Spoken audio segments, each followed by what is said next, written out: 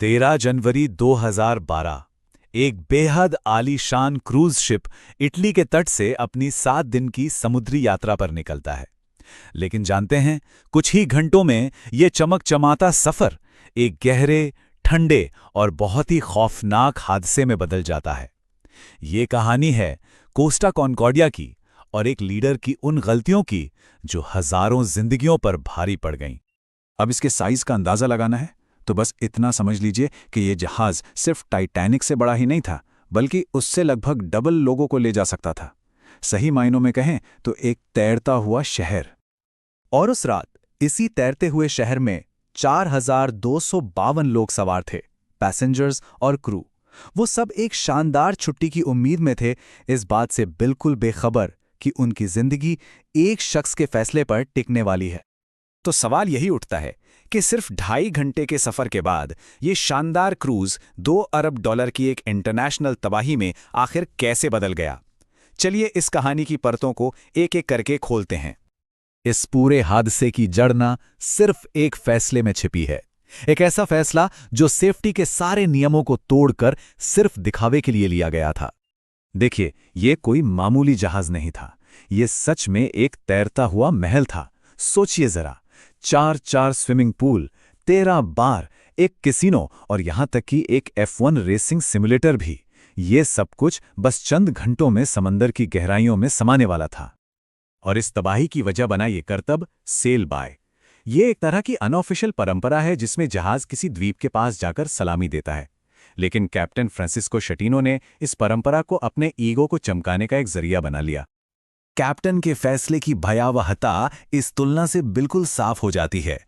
एक safe root जहाज को किनारे से 7-8 किलोमीटर दूर गहरे पानी में रखता है, लेकिन शटीनो वो जहाज को किनारे से सिर्फ 150 मीटर की दूरी पर ले गया, उस चट्टानी पानी में जहां इतने बड़े जहाज को ले जाने की इजाजत कभी नहीं होती। और फिर रात 9:45 पर वही हुआ जिसका डर था।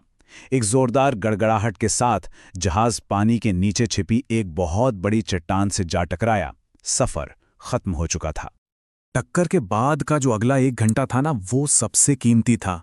हर एक मिनट जाने बचा सकता था, लेकिन ये 1 घंटा लोगों को बचाने में नहीं, बल्कि कैप्टन के झूठ और सच को छिपाने की कोशिश में बर्बाद हो गया। शेटिनो ने कोस्ट गार्ड और अपने पैसेंजर्स को क्या बताया कि ये सिर्फ एक ब्लैकआउट है, मतलब बिजली चली गई है। हकीकत ये थी कि जहाज के पेट में 70 मीटर लंबा, यानी एक फुटबॉल मैदान जितना लंबा छेद हो चुका था। उसने पूरी कहानी ही पलट दी, ये कहकर कि ब्लैकआउट से टक्कर हुई, जबकि सच ये था कि टक्कर से ब्लैकआउट हुआ था। ये टाइमलाइन दिखाती है कि कैसे कीमती वक्त बर्बाद किया गया। टक्कर हुई 9:45 पर। आधे घंटे बाद भी वो अधिकारियों से झूठ बोल रहा था। जहाज खाली करने का ऑफिशियल ऑर्डर देने में उसे 1 घंटे से ज्यादा का वक्त लग गया। एक ऐसा घंटा जो कई लोगों के लिए जिंदगी और मौत का फर्क साबित हुआ। कहते हैं ना कि जब लीडरशिप फेल होती है तब असली हीरो सामने आते हैं। ये कहानी कैप्टन शटीनो की कायरता और उन आम लोगों की असाधारण बहादुरी के बीच के फर्क को दिखाती है। कैप्टन के ऑर्डर का इंतजार किए बिना कई क्रू मेंबर्स ने अपनी सूझबूझ से लोगों को लाइफ बोट्स तक पहुंचाना शुरू कर दिया था। रसल रिबेलो जैसे वेटर ने अपनी जान देकर दूसरों को बचाया, और यहां तक कि पास के द्वीप के डिप्टी मेयर मारियो पेलेग्रिनी अपनी जान जोखिम में डालकर मदद के लिए डूबते जहाज पर चढ़ गए। और कैप्टन, समुद्री कानून का सबसे पहला नियम है कि कैप्टन अपना जहाज आखिर में छोड़ता है। लेकिन शटीनो जहाज खाली करने का आदेश देने के कुछ ही देर बाद रात 11:19 पर सबसे पहले भागने वालों में से एक था, और पीछे छूट गए थे हजारों लोग जो अंधेरे में अपनी जिंदगी के लिए लड़ रहे थे। बाद में जब अदालत में उससे इस कायरता के बारे में पूछा गया तो उसने एक ऐसा बहाना बनाया जिस पर यकीन करना मुश्किल है। उसने कहा, मैं तो बस फिसलकर एक लाइफ बोट में गिर गया था। लेकिन उस रात कोस्ट गार्ड के कैप्टन ग्रेगोरियो डी फाल्को ने उसे नहीं बख्शा। फोन पर रिकॉर्ड हुई उनकी बातचीत में डी फाल्को ने चिल्लाकर शटीनो को आदेश दिया, वादा अबोर्दो कात्सो, वापस जहाज पर जाओ, ये एक आदेश है। पर शटीनो वो कभी वापस नहीं गया। हादसे के बाद दुनिया ने इतिहास का सबसे बड़ा, सबसे महंगा और सबसे मुश्किल समुद्री बचाव अभियान देखा। एक कैप्टन के अहंकार और झूठ की कीमत 32 लोगों ने अपनी जान देकर चुकाई। 32 जानें जो शायद बचाई जा सकती थीं अगर समय पर सही फैसले लिए जाते। अब इस 1,14,000 टन के जहाज को हटाना कोई बच्चों का खेल नहीं था। ये एक बहुत बड़ी इंजीनियरिंग चुनौती थी। पहले तो इंजीनियरों को समंदर के नीचे एक विशाल स्टील का प्लेटफॉर्म बनाना पड़ा। फिर जहाज के एक तरफ बड़े-बड़े स्टील के बक्से वेल्ड किए गए और केबलों की मदद से 19 घंटों की मशक्कत के बाद उसे सीधा किया गया। आखिर में उसे तैराकर स्क्रैपयार्ड तक ले जाया गया।